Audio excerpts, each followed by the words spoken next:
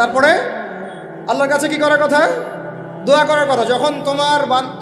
যখন আমার বান্দারা তোমাকে জিজ্ঞাসা করে, যে আমার সম্পর্কে জিজ্ঞাসা করে, ওয়াইদা সাআলাকা ইবাদি আন্নি, বলো ফাইন্নী করিব, আমি কাছেই আছি, উজিবু দাওয়াতাদ দাঈ ইযা দাআন, দোয়াকারী যখন দোয়া করে আমি তার দোয়া শ্রবণ করি। সুবহানাল্লাহ। ফালিয়াস্তাজিবু লি ওয়াল ইউমিনু বি, আমি তার দোয়া শুনি, অতএব সেও যেন আমার কথা শুনে। সুবহানাল্লাহ। এবং আমার প্রতি ঈমান নিয়ে আসে। তাহলে রোজা রেখে বেশি বেশি কি করব বুঝে ফেলছেন? কি বলেন?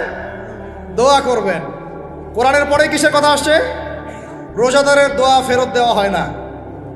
দোয়া কবুল হওয়ার অন্যতম একটা অস্ত্র হচ্ছে রোজা রেখে দোয়া করা। কেমন করে ফেরত দিবে? আল্লাহর জন্য আমরা না খেয়ে আসি, তাই না? আল্লাহ পাকের মায়া হবে না, দয়া হবে না? আমার বান্দা না খেয়ে আছে, আমার বান্দা পানি ত্যাগ করছে, আমার বান্দা স্ত্রী সহবাস ত্যাগ করছে, হালালগুলো ছেড়ে দিয়েছে আমার জন্যে, তা আমি কেন তার দোয়া? অবশ্যই আল্লাহ পাক উপযুক্ত মনে করলে দোয়া কবুল করবেনই করবেন ইনশাআল্লাহ। দোয়া করার পদ্ধতি জানতে হবে। হারাম খাওয়া যাবে না, শিরিক করা যাবে না, বেদাত করবো না। ইনশাআল্লাহ দোয়া করার আগে আল্লাহর প্রশংসা করব, নবী সাল্লাল্লাহু আলাইহি ওয়াসাল্লামের প্রতি দরুদ পড়ব। ঠিক আছে? দোয়া কবুলের সময়গুলো বেছে বেছে দোয়া করব, ইনশাআল্লাহ দোয়া কবুল হবে। আল্লাহ পাক আমাদেরকে রোজা রাখা অবস্থায় বেশি বেশি দোয়া করার তৌফিক দান করেন। কটা হচ্ছে? 11। 12 নাম্বার হচ্ছে রমজান মাসে তারাবির নামাজ জামাতে পড়ব। কি বললাম বলেন? রমজান মাসে সালাতুত তারাবি জামাতে পড়ব। এখন আমি আরো 3টা কথা বাড়াই দিচ্ছি। কেউ হজম করতে পারলে করেন, যদি না করতে পারেন বদহজম হয়ে যায়, কিছু করেন নাই। বদহজম যদি হয়ে যায় পরে আমাদের সাথে মাদ্রাসায় এসে বসেন, কিতাবপত্র খুলে দেখাবো, কথা হবে ইনশাল্লাহ। ঠিক আছে? অনলাইন গরম করার দরকার নাই। রমজান মাসে আমরা তারাবির নামাজ পড়বো ইনশাল্লাহ জামাতে। কোথায়?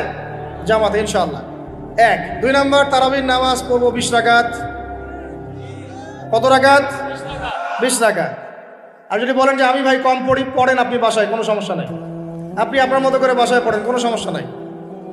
যদি উমর রাদিয়াল্লাহু আনহু এর উপর আমল করে থাকেন, আমার আমল করতে কোনো সমস্যা নাই। যদি উসমান রাদিয়াল্লাহু আনহু 2 আযান চালু করে থাকেন, তাহলে আমার আমল করতে কোনো সমস্যা নাই। ওই যে হাদিসটা বলেছিলাম প্রথমে, কে নাজাত প্রাপ্ত ফেরকা? মা আনা আলাইহি ওয়া আসহাবি, আমি আর আমার সাহাবীরা যার উপরে আছি। আরেকটা হাদিস কি? আলাইকুম বিসুন্নতি ওয়া সুন্নতি খুলাফায়ে রাশিদিন মাহদিয়িন মিন বাদি, তোমাদের উপর অবধারিত হচ্ছে, ওয়াজিব হচ্ছে আমার সুন্নতকে আঁকড়ে ধরা এবং আমার সাহাবীদের সুন্নতকে আঁকড়ে ধরা। কার কার সুন্নত? আমার সুন্নতকে আঁকড়ে ধরো এবং আমার সাহাবীদের সুন্নতকে আঁকড়ে ধরো, খোলাফায়ে রাশিদার সুন্নতকে আঁকড়ে ধরো, যারা মাহদিয়িন হেদায়েত প্রাপ্ত মিন বাদি, আমার পরে। সাহাবায়ে কেরাম যদি কিছু চালু করেন, আমল করতে কোনো দোষ নাই, বরং এটাই হচ্ছে সুন্নতের আরো শ্রেষ্ঠ অনুসরণ। কারণ আমি তো ওমরের চেয়ে বড় পরহেজগার হইতে পারবো না। পারবেন? তাহলে আমি তো উসমানের চেয়ে দিন বেশি বুঝি না।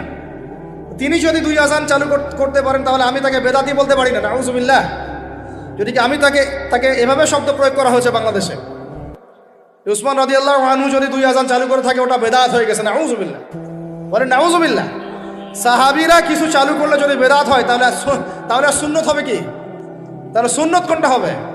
তাহলে এই ব্যক্তি এরকম কথা যদি কেউ বলে থাকে, তাহলে তার উচিত হবে এখনই রুজু করে ফিরে আসা, অহংকার না করা, হঠকারিতা না করা, এখনই ইস্তেগফার করে তওবা করে ফিরে আসা।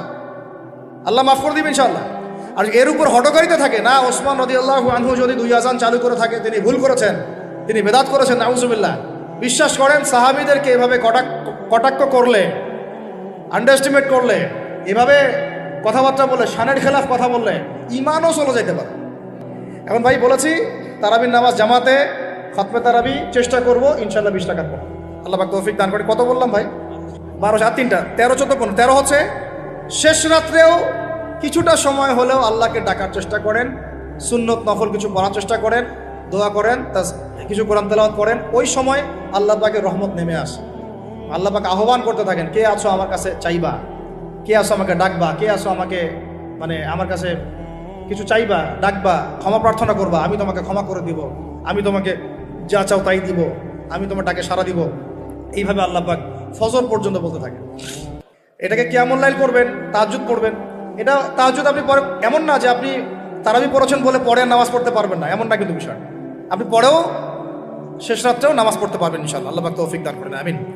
13 হয়েছে, 13 শেষ, 14 হচ্ছে ভাই, যদি সামর্থ্য থাকে রমজান মাসে একটা উমরা করে আসে।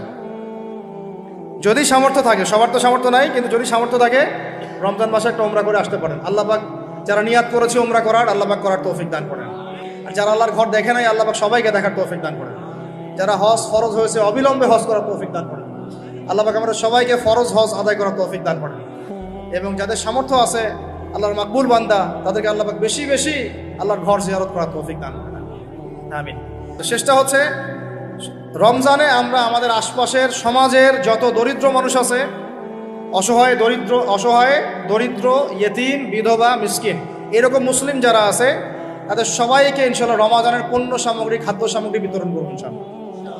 এই উদ্যোগটা আমরা সবাই নেই, তো আল্লাহ পাক নেওয়ার তৌফিক দান করেন। আমি প্রত্যেকটা এলাকা ভিত্তিক যুবকরা দাঁড়ায় যাও, হালাল যাদের অর্থ ওদের থেকে কালেকশন করো, করে প্যাকেট রেডি করো। এক পাশে রমজানের প্যাকেজ, চাল ডাল ছোলা বুট যা যা হয়, রমজানের প্যাকেজটা করে সমাজের নিম্নবিত্ত, একদম নিম্নবিত্ত, নিম্ন মধ্যবিত্ত, নিম্নবিত্তরা চেয়ে খাইতে পারে, নিম্ন মধ্যবিত্তরা কিন্তু চেয়েও খাইতে পারে না, ওদের গায়ের হতে লাগে, তাই না? তাদের নাম লিস্ট করে করে সবার ঘরে ঘরে পৌঁছে দেওয়ার চেষ্টা করো। আল্লাহ পাক তৌফিক